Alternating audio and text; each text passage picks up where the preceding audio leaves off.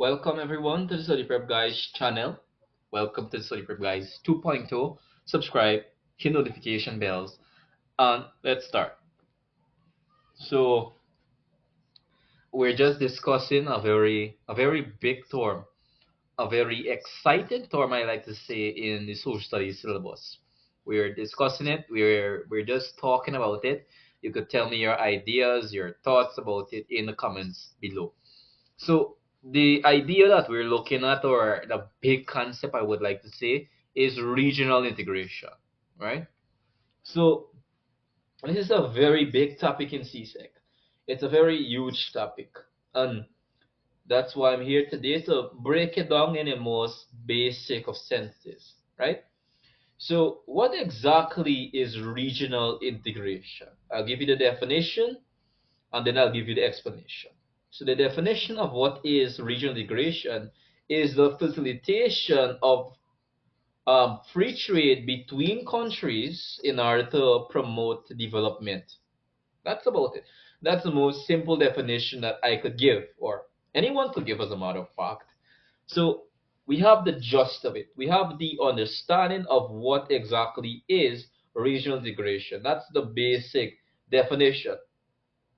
Now, let's look at some very interesting terms that you very much need to know before you even understand regional integration. So imports and exports. Exports is the giving out of our resources. Imports is the bringing in of resources. That's very much two basic terms. And if you understand those two terms, you basically don't already have the gist of it, right? But something that you may not know between in the terms of exporting or expediting resources, we have something called trade barriers. We have something called trade barriers. Trade barriers are those is like those things that block us, or the things that limit our trading arrangement between other countries. That's what are trade barriers essentially. But the two types of trade barriers that, or three as a matter of fact, the three types of trade barriers that I will be discussing for this video are: number one, tariffs; number two, quotas; and number three, um, preferential tariff. So what are tariff exactly? I'll give you an example, and then you could think about it. So in the country Barbados, I'm just using a hypothetical situation. To say Barbados have they lack, or they have a deficit in the amount of bauxites within their country, right? And have they want to basically have more bauxite. So they go and trade with China. They ask China that, yo, we need more bauxite, and let's think up an arrangement. But China says no. Let me put in a trade barrier essentially, or a duty on that bauxite. So Barbados want to buy 8,000 worth of bauxite. That's what they want. $8,000 worth of bauxite. Let's just use that for now. They want to purchase $8,000 of bauxite. But China puts a duty on that, and they say, here what's going to happen. We're going to 100% put duties on this good, or tariffs, right? They want to put 100% on that.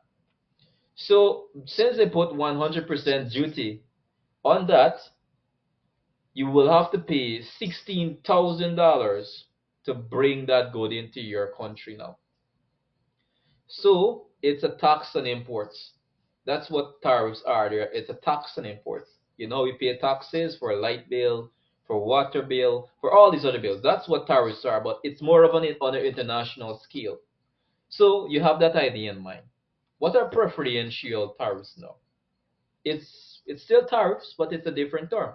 Preferential tariffs, however, are tariffs on goods, or tariffs on specific goods. I'll give you a real life example now. If you look at the situation in the United States, or the trade war going on currently right now between the two economies of America and China, we could see that there is a preferential tariff. If you look at the United States of America, we could see that the United States is doing something called preferential tariff and reciprocal tariff. But we're just discussing it on this video. So what exactly are reciprocal tariffs. And what exactly are preferential tariffs? Preferential tariffs are tariffs on specific goods. For example, tariffs on phones and not no tariffs on agriculture. Reciprocal tariffs are what you tariff us, we will tariff you back in return. So if you put 10% tariffs on us, we will put 10% tariffs on you. That's what reciprocal tariffs are.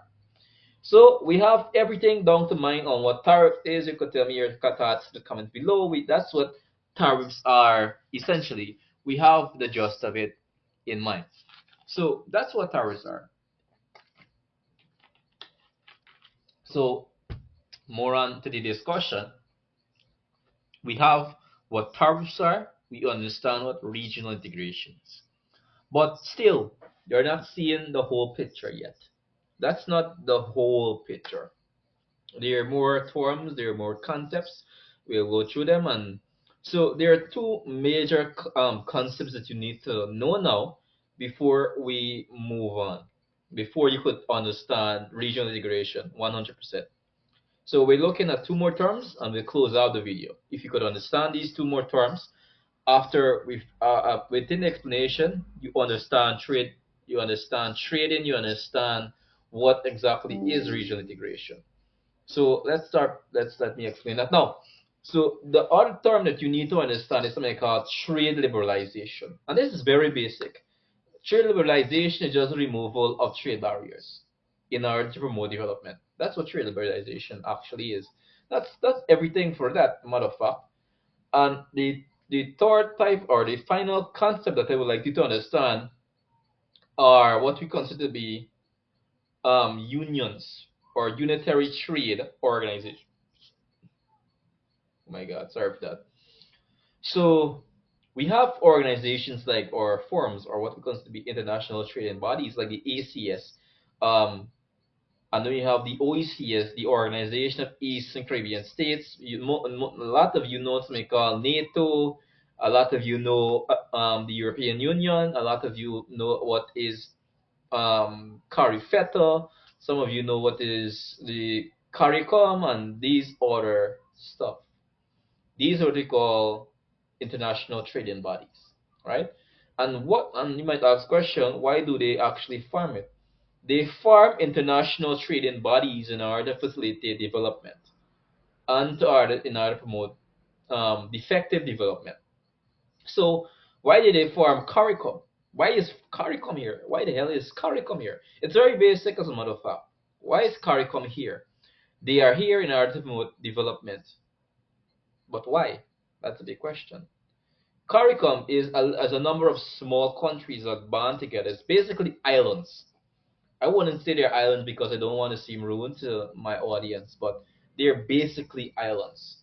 Some bigger than the rest, but if you look in comparison to more bigger countries or more developed countries like France, like America, like Russia, and these countries, we are quite small and we are quite at a disadvantage.